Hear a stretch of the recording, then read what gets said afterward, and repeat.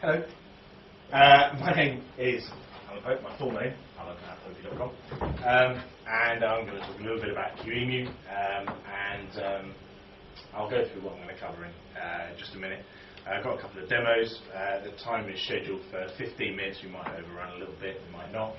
If you get any questions, feel free to ask. If there's something that's on the very next slide, then I'll say, it's on the next slide, I'll tell you that in a minute. Or if it's something that's much later, I'll tell you that. But if it's something completely unrelated, like, my Vauxhall Beaver is making a knocking noise, then maybe we'll talk about that later or something like that. Anyway, so this is the contents of what we're going to cover. What it is, why you want it, what the alternatives are, because Qemu is not the only tool that can do what it can do.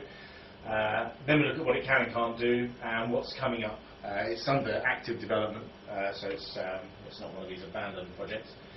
What's coming up in newer versions, where to get it, other bits and bobs, how you install software in it, and a few things that you might want to have a look at if you want to play with it yourself. And then maybe a demo, or as it says there, some screenshots if I screw my laptop up. Okay. So what is it? Well, taken straight from the blurb on the website, it is a generic and open source processor emulator, yada yada yada. It's basically an emulator. It allows you to run a machine within a machine. So you can run a PC within a PC, a Mac within a PC within a Mac, or basically a machine inside another machine.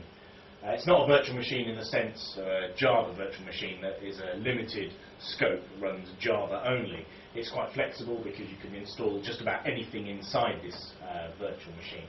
So you can think of it as having a window inside your machine, and in that window is running a separate operating system and all the ancillary gump that goes with it. There are some other alternatives. I've listed a few there. Box has been around for a long time and does a similar task. Qemu is slightly different. I'll talk about some of these others in just a minute. Okay, so that's what it is. It's a virtual machine. Actually, it's worth mentioning, they talk about dynamic translation. There's another thing they talk about, virtualization, on the Qemu website. And this specific thing about virtualization is a thing that makes VMware, one of the alternatives, very quick, is the ability that the emulator can hand instructions directly to the local CPU, rather than trying to figure out what the instructions are telling it to do and then doing it.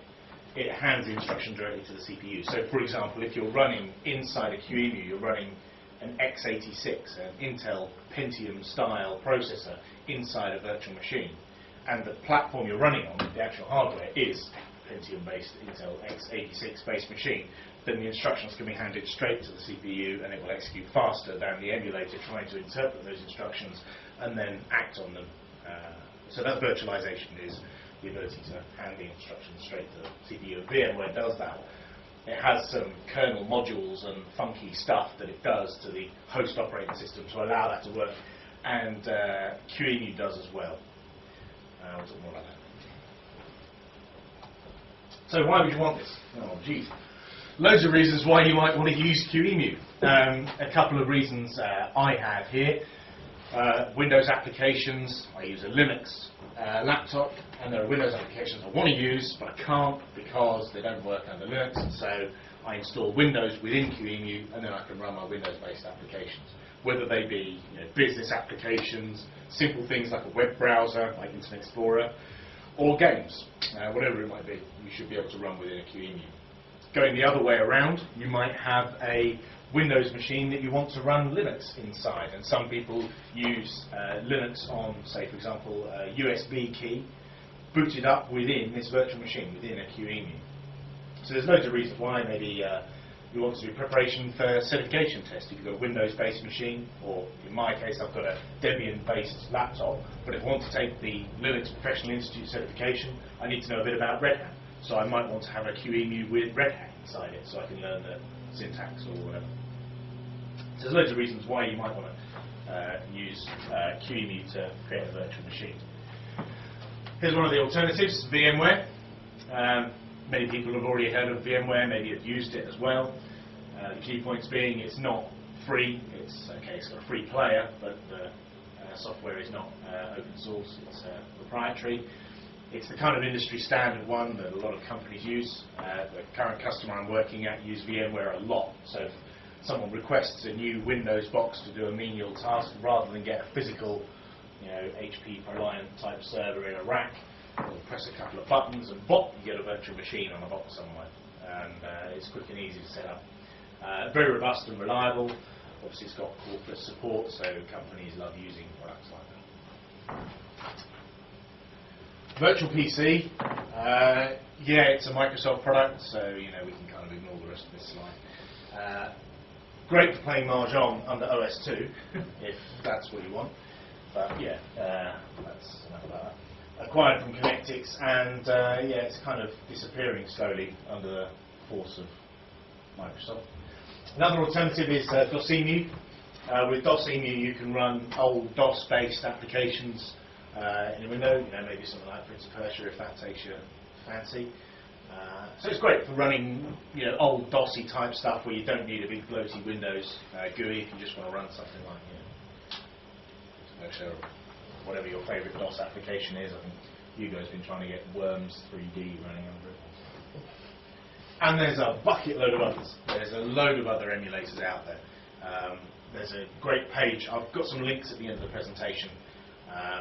There's a great page on Wikipedia which is a comparison of all of these, including Qemu and VMware and all the others. It's got a comparison of the features of all of them. So it's worth having a look at that page so you can choose which one. I'm not saying Qemu is the best, but it's the one I tend to use. Oh, how they stack up. Insert spreadsheet here. Bing. I've created a little spreadsheet where I've been comparing the features of each of them. A kind of, yes it works, no it doesn't, no it never will, kind of question mark, don't know, kind of matrix. Once I've finished this, I'll put it up online anyway on the website, so if you want to have a look at it and compare them. A lot of this is actually culled from the websites of the product. So, if you went out and just looked at all of the websites and looked at the Wikipedia page, you'd find this stuff out. But actually, it was pretty painful to find all this, because some of them aren't quite straightforward. Not every website for each of these has here are the platforms we support, here are the operating systems you can run. So, that might be useful. So what can it do? We've seen the others. Qemu, it is GPL, except this thing, KQEMU. KQEMU was developed by the guy who started Qemu, and it's a kernel module. It's proprietary. He hasn't released the source for it, that means. And he's kind of holding off until someone pays him a bucket load of money, and then he says he'll let it out, which is not very pleasant, really, when we're all talking about nice free open source GPL software, and this little bit he wants to keep to himself. So one of the other developers of Qemu has developed an open source equivalent of KQEMU. It's called QVM86. The guy's name is Paul Brook. He hangs out on IRC. I'll give you the IRC channels that he's around. He's a friendly guy and helps out quite a lot. We're putting pressure whenever anyone mentions KQEMU in the IRC channel and says, "Oh, I'm having trouble with this." The answer is, "Well, we can't help you with that because that's closed, that's proprietary, tough shit." So if you see that kind of attitude, that's why. It's because the developer has kind of kept that to himself and is trying to get a bit of money for releasing it. It can emulate many different machines. So it's not just a PC within a PC, it's a Mac within a PC, it's a PC within a Mac. It's quite flexible, available for a wide variety of platforms. It can emulate multiple hard drives, so you could have your C drive, your D drive, a CD-ROM drive, and so on within this virtual machine. It can boot from physical disk, so if you've got your Windows CD, you can slap your Windows CD in your machine, start up your Qemu, boot off of the physical CD and CD-ROM drive, run the Windows installer, and install it within a Qemu or whatever operating system you want. It can also boot from an ISO image, which is really handy for Linux users because we can download ISO images, which is not so easy to do for Windows users. So we can download, well, it is possible, I'm sure you go to those kind of websites. So we can download ISO images and we can boot off those as well. So you can point it at a real hard drive, CD-ROM drive, or you can point it at an ISO image. It's configurable in the terms of networking. One option, if you leave all the default options on the command line when you start up Qemu, you get a kind of built-in firewall. You get a 10.0 IP address within the virtual machine. It simulates a Realtek network card. I'll show you the hardware it supports in just a minute. Another option is to use bridge networking. Where you use bridge networking, it's a little bit more complex to set up, but it's actually not too painful. But what it means is that the virtual machine is on your LAN. It's seen as a host on your LAN. It's bridged onto the network.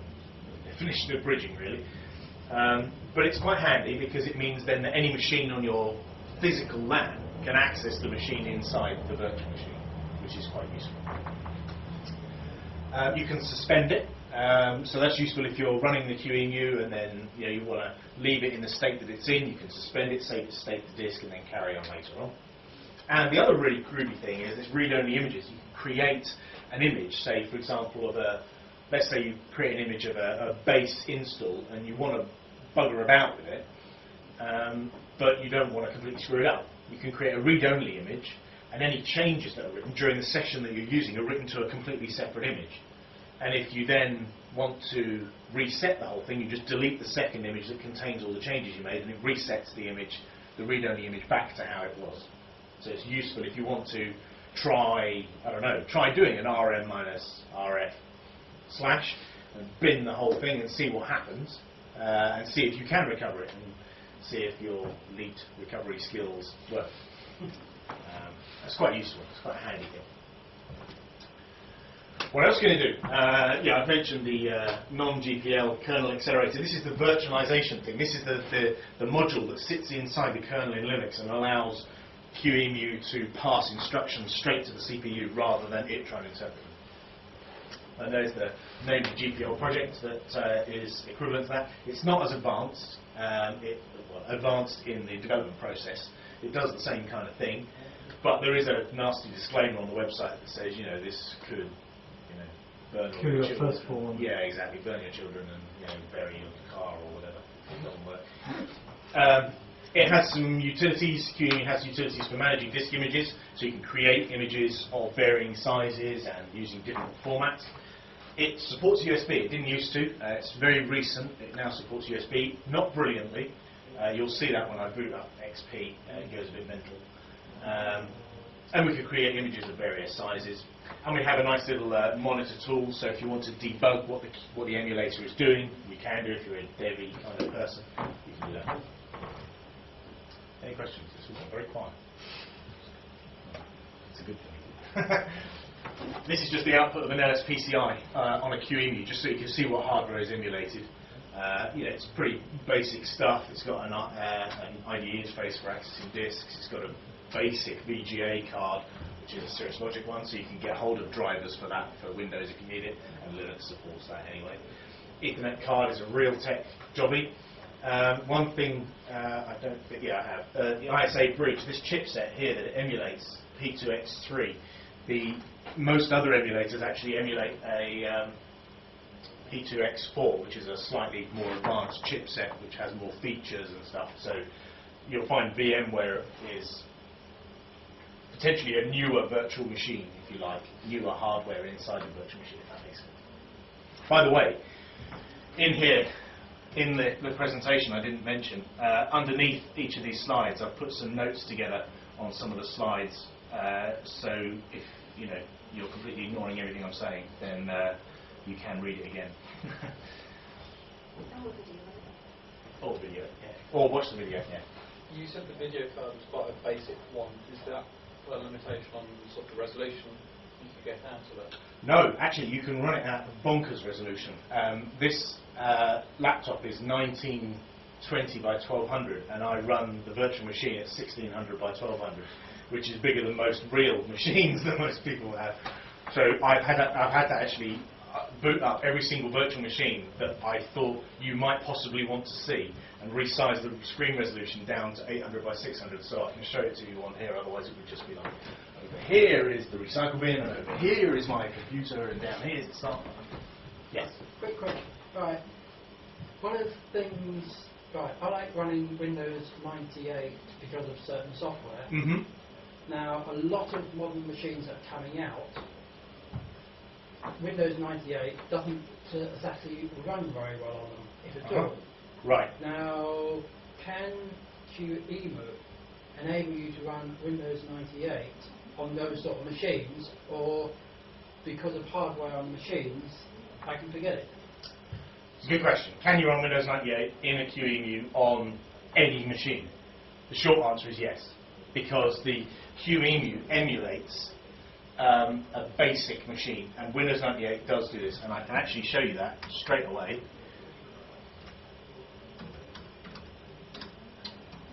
If I can type. You're an IT person, they're never allowed to type. Against the rules. So if we give 96 meg of RAM, I'll talk about those command line options. That would have been a Bill Gates style blue screen moment there. That would have been good fun. So yeah, the short answer is yes. 98 does run inside a Qemu, and I could, in fact, I have taken this image of Windows 98 and moved it to another machine, and it runs in exactly the same way. It's completely independent of the host that it's currently running on. Right, so you don't have to worry about these little thing called drivers which you have to load into 98 on a normal machine. You do. You need the drivers for typical Windows, eh? Right, that's my excuse for that. It did work earlier, but we'll get another virtual machine that works. You just need the drivers for these. And the drivers for that and that are built into Windows. The driver for that is built into Windows. The only thing you need is the driver for these two. And that one will use the standard VGA driver in Windows 98. And that will use, I don't know if that one's supported. It might use an NE2000 or something. But I'll dig the drivers out and I'll put them on the website. The Windows basically just sees that hardware, regardless of whatever physical hardware you're running on. It sees that. So That's all it sees. Right. Because the Qemu presents Windows with, here is a set of hardware that you're running on, and Windows can only see that hardware. It can't see the funky CPU in your machine. It can't see, well, it kind of can, but it can't see. I'll show you that in a minute. Right, It'll so make more sense. other important question, is this Cirrus Logic? Uh-huh. Right, can that do 800 by 600? Yeah, I was just running it just now. It can go all the way up to 1600 by 1200. Yes. And VMware, you install VMware tools and install this machine. Is that something to do with driving? I think I'm not It 100%. optimizes it so that, for example, the VMware graphics driver that you would install through VMware tools is a lot faster than if you were using, for example, the Cirrus Logic one. So it basically goes, yeah, I know an emulator, talks to your screen a lot more effectively. I think it also has a bit of that virtualization stuff on the Windows side and a bit on the Linux side. Yeah, that's what it's doing. It's putting this sort of bit of intelligence into the Windows. In fact, Qemu has a similar thing. If you use the QVM86 module, it comes as a Linux kernel module and then an input file, a driver, that you put inside Windows that allows it to talk to the Linux kernel and do the virtualization. Okay. What it can't do, it doesn't have a built-in front end like VMware. One of the complaints, it doesn't have a nice pretty GUI where you can say 20 gig hard drive, create. But that's not a complete disaster. If you already have a Windows partition, if you've got HDA1, your C drive on your machine, you can boot Qemu up and point it at your Windows partition. But due to the way Windows works, it will then think it's no longer booted on your machine. It will think it's booted on one of these. And Windows will say, oh, where's all my video card gone? Where's my network card gone? Oh, look, I've just found a new Cirrus Logic video card. And you know how Windows finds new hardware. Time to reboot. So after a set of successive reboots, you probably would get Windows working, booting off of your other partition inside a Qemu. But if you then shut that down and boot to Windows, Windows will say, well, where's the Cirrus Logic video card gone? Oh, look, I found this NVIDIA card. And it would start getting its knickers in a twist all over again. So you probably don't want to do that.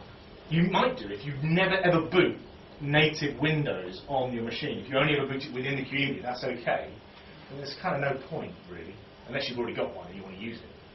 It's a bit pointless. It doesn't do hardware 3D, so if you want to play really latest, greatest, funky Windows-based games inside a Qemu.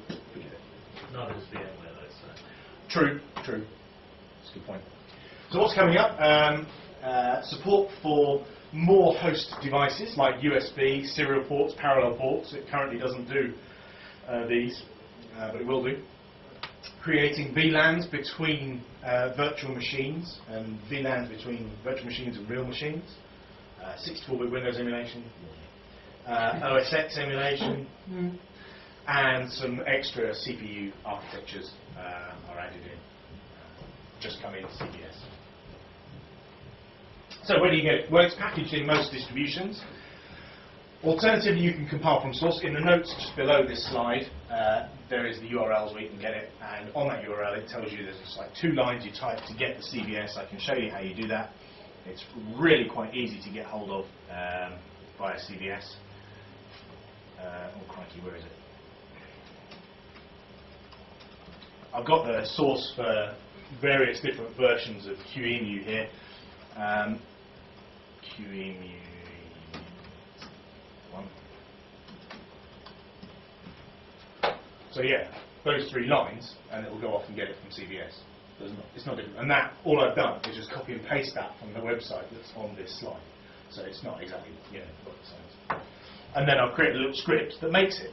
So for compiling, all I've got is a little script here. I'll make this available as well, and sets all the relevant CRUD and compiles it. And I just run get it, and it goes and gets it, and then I run make it, and it makes it. That's what I kind of like. So what other tools are available? Well, I said there isn't a GUI for Qemu, but there is one you can download. There are third-party ones, and these are 3 third-party GUIs that you can put in front of them. These 2 are for Linux, and this one is for Windows. So if you're running Qemu on a Windows host, and you want to emulate Windows inside it or something, then you might want to use one of these. If you're running Qemu on Windows and you want to run Linux inside it, then you might use that one, if you want to GUI. There's a little screenshot of each of them. This is Qemu. It's actually changed its name to KR Desktop because, confusingly, the kernel module for Qemu is called KQemu. So the special brain-dead KDE thing of putting a K in front of absolutely anything, and the kernel thing of putting a K in front of anything, obviously it comes a bit of a problem there. Isn't there a risk of it confusing with our desktop, the app? Yes, they should call it KR Desktop _ not the R Desktop, and not KQemu either, but that'd be quite a long answer. And kind of pointless when you want it to be good. So yeah, it's got like little tabs there you can set the disks up and all that kind of stuff. Another one is this one. I personally quite like the look of this one. I've not tried it. These are just screenshots culled from the website. I personally use it from the command line. But as you can see here, it's got some kind of funky GUI where you can create disk images of a given size. You can set up the networking options, so choose whether you want to have a host which is firewalled or whether you want to have it bridged onto your local network or whatever. Give it an IP address and off you go. And then there's the Windows one, which looks a little bit crappier, but it's getting there, I'm sure. So yeah, you've got your options over here, and your booting window over there. How does it handle sound cards? It handles sound in that it emulates a Sound Blaster 16, which Windows will do quite easily. It also emulates an ESS 1370, and the drivers of both of those are available for Windows. I'll show you actually, because in fact, I can show you very easily by showing you a screenshot of the audio hardware. This is XP running DX Diode, the DirectX, what hardware have I got type thing, and it thinks it's got a Creative Sound Blaster, and using this driver here, ESS 1370, which is just Google for ESS audio drive 1370 and you'll find it. Sorry, I'm massively overrunning on this. Yeah, that's right. Okay, so we need to be able to create disk images into which we can install software. And we do that with this tool that they provide called Qemu IMG, and it's as simple as that. Qemu IMG create is the command you want to do to create a new disk image, then the name of the image file, call it whatever you like, and then the size of it. There are loads of options for this, and again I've put the command line options on this page at the bottom. and you can create them that are very small initially, and as the operating system wants to write to them, they grow automatically, or you can create them of a fixed size, 2 gig, 4 gig, or whatever. It's pretty straightforward, not too difficult. So how do we actually start Qemu? Well, there's a whole load of command line options for Qemu. First of all, we've got the name of the hard drive image that you want to boot. So you do -HDA, the first hard drive, boot off that one, load that one, and then -D boot, -boot D is what device you want to boot from. And -boot D means boot from the CD-ROM drive. It's a bit clunky way of saying it, but -boot D means boot from the CD-ROM drive. And then here we've got CD-ROM equals my ISO, which is what's the name of the ISO image that I want to boot from.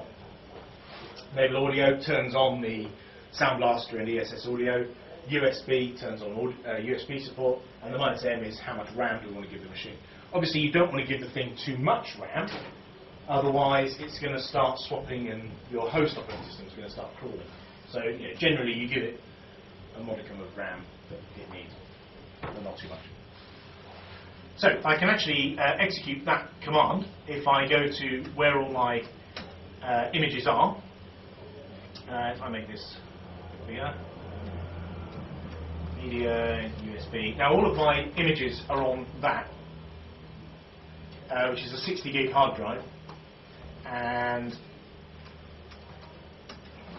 here I've got an image for Windows 2000, Windows 95, 98, NT, for server, NT for workstation, and XP, Reactos, FreeDOS, CentOS, and anything else OS that you can think of. And then there's a whole load more that I downloaded from a website I'll give you in just a minute. Like Fedora, people have created these images of these operating systems. There's Fedora there, there's BSD, NetBSD, Mandrake, Slackware, SUSE, Darwin, there's just shitloads of them. So you can just download these and just go on Qemu and boot it up. So I'll do that. Oh no, I want to be in there. So I'll just boot one of them up with Qemu -HDA to tell it what image I want, and pick one. What should we run? Windows XP? I suppose it's the one that most people on Linux are likely to want to need. So I just put in the name of the image, Windows XP Pro.img, and actually I'm going to cheat. I'm not going to type that in because I've got it in a script. XP Pro.show. You can't see this, but Qemu HDA is XP Pro. Enable audio, boot from the C drive, give it 256 meg RAM, turn USB on, turn the sound hardware on. That last bit I'm not actually going to use, but I'll talk about that in a minute if we get time. That's it. It boots up. So that's XP is inside that disk image, and it's now booting up very slowly for some reason. For some reason, if you take the focus away, it goes a bit slower, and sometimes if you click on it, it gets a bit faster. That doesn't look like it's doing an awful lot. You can see that little meter there is my CPU meter, and that's what I keep an eye on when this thing's running. If it ever drops down to 0, then I know it's probably bugging. So.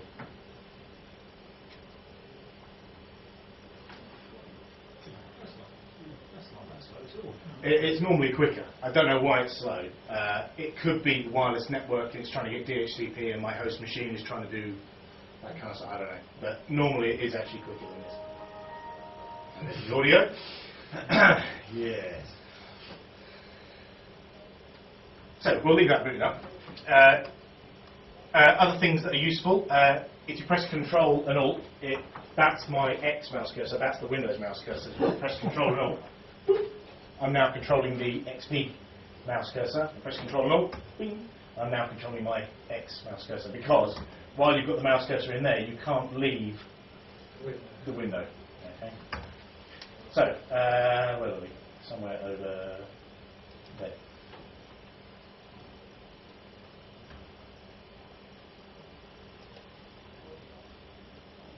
I'll run this present view. Oh, slideshow over somewhere. There. Okay. There's my demo, booting Windows XP, which It's still booting. Obviously, it is a lot quicker than that. Things you might want to do. Right, well, install it. Play with it, try it out, install an operating system in it, figure out how you can make money out of it. More advanced things, you might want to try compiling. There's some details on the websites at the end of this that tell you how you can compile it. Compiling from CBS, as I say, it's not a problem. Those little scripts that I've got, you can have a copy of those. It's just check it out, CBS, compile it. And doing bridge networking is quite funky because that way your virtual machine is seen as a host on the network. Some tips if you want some help. This IRC channel, if you use IRC, something like XChat, or if you're on Windows, use MIRC or IRSSI or whatever IRC client you want to use. On the Freenode network, Qemu, the guys in there are pretty helpful. Fabrice Bellard, who is the main developer for Qemu, hangs around in there now and again, not very often. Paul Brook, who is the guy who developed the open source kernel module, hangs around in there as well. And he's very helpful, nice guy, very friendly. So it's worth asking your questions in there. But I would recommend reading the websites that are at the end of this because there are loads of really, really blindingly obvious, frequently asked questions, and it's worth having a mooch through some of those. Yeah? Printers. It doesn't yet support parallel ports. It doesn't emulate parallel ports yet. But that's not a disaster because you could, in the virtual machine, create a printer under Windows in your Qemu that prints to a networked printer, which is actually shared out from outside the virtual machine. So it could print to a networked printer. How do you put the printer driver in there? It's just normal Windows printer driver, or? Yeah, you can use a normal Windows printer driver, or you can download the driver from the vendor. If it's like an HP LaserJet or something like that, you could go to HP's website in the Qemu virtual machine running IE, download the driver into the virtual machine and run it as you would on a normal Windows host. Absolutely. Loads of links to online resources. Our website, of course, is where you'll get the latest version of this presentation and the notes that I've put with it and the scripts and everything. I'll package it all up and type it all up and you can get it from there. That's the website where the Fabrice, the author, has his stuff. In fact, good lord, look at that. There's the home page of Qemu, and yeah, loads of useful stuff in there. Notice the current version is 0.72. It's moved on quite a lot since then. If you get the CVS version, there's a lot of new stuff in. This is where I downloaded all my images from, FreeOSZoo, another useful website. So here you can say download images, and there is a bucket load of images down here for CentOS, Darwin, Eucharistos. And there's the wiki, there's our wiki, which has got lots of useful stuff. There's the Qemu page on Wikipedia. I have no idea what that is. Oh, Qemu Manager, another front end. A forum, and then there's the Wikipedia page that compares all of the different emulators. So there is a shed load of information out there, and those are all basically these links here. Okay. There's a couple of screenshots I put in just in case my laptop ballsed up and it didn't work. This is just showing you that it does run Windows perfectly fine. And you can see here it's detected by CPU. That is actually what CPU this machine is running. And the amount of memory and so on. The display, you can see there is Cirrus Logic. The sound hardware I've shown you already is ESS 1370. And the network is a Realtek network card. I don't know if you can hear that. It's going ba-doom, ba-doom, ba-doom, ba-doom. That's Windows XP booted. Oh, one other thing. Full screen. Control-Alt-F. There we go. Full screen Windows or whatever the guest operating system is. And it runs pretty, once it's up. You can affect it with going Yes. to your website. You can- Yes. That's a very dodgy website. Yeah, really good website. I don't know if you can hear that. I think the USB support is a bit questionable at the moment. And I think what it's doing is Windows is detecting my USB hard drive and then not detecting it and then detecting it and not detecting it. So it goes, hello, goodbye, which is all those stupid noises. And that's about it, I think. Yeah. Any questions?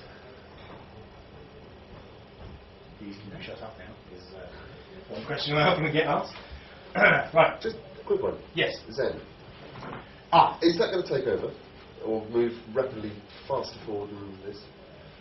The thing with Zen is there's quite a large amount of development effort behind it compared with Qemu, and it's a different animal because Zen is very tied to the host kernel, whereas this, you can, as you know, put it on a USB stick, slap it in any machine. I could take my USB drive and walk to any of the Linux boxes in here, plug it in, and it will start up, and it won't infect or interfere with the underlying operating system. So I think there's two things. Zen does take off and already is taking off, and it's very popular in the server space, the virtualization of servers. I think Qemu is probably going to take off more in the desktop market. The other thing being that Zen, if you want to run a non-modified guest operating system, so Windows where you can't change the code, they've only just released support for that, and you'll need a chip that supports what are called phone call extensions from Intel. So the only chip Intel's released on that is a server chip at the moment, which is £2,000. So you're pretty limited to what. So at the moment you could run Windows under Zen. Come next year, buy yourself a new computer, and then you could. Yeah, for £2.50 and off pound grapes. Yeah. Also, Zen's only x86 on x86. Yes, whereas Qemu is multi-processor. I've got a question there. Yes. If you installed XP in a virtual machine and then register it, then take that one to another machine. Take what? The Sorry, image? Yeah, the image that you've registered into another host, I suppose is the best way of describing it. Yes. And then run it on there. Yes. Is it still going to be happy that it's registered on the same box? Or is It has no idea. Because it is on the same box, because the MAC address of the internal card is the same, the CPU is the same. Does it not do it from the hard disk as well? But the hard disk is the same. It's the same image. The only thing you're changing is the processor. Yeah. Yeah, and to be honest, most stuff doesn't actually detect what the processor is. If I go to XP and go to, let's just go full screen, makes it a bit easier. If I right-click my computer and say Properties,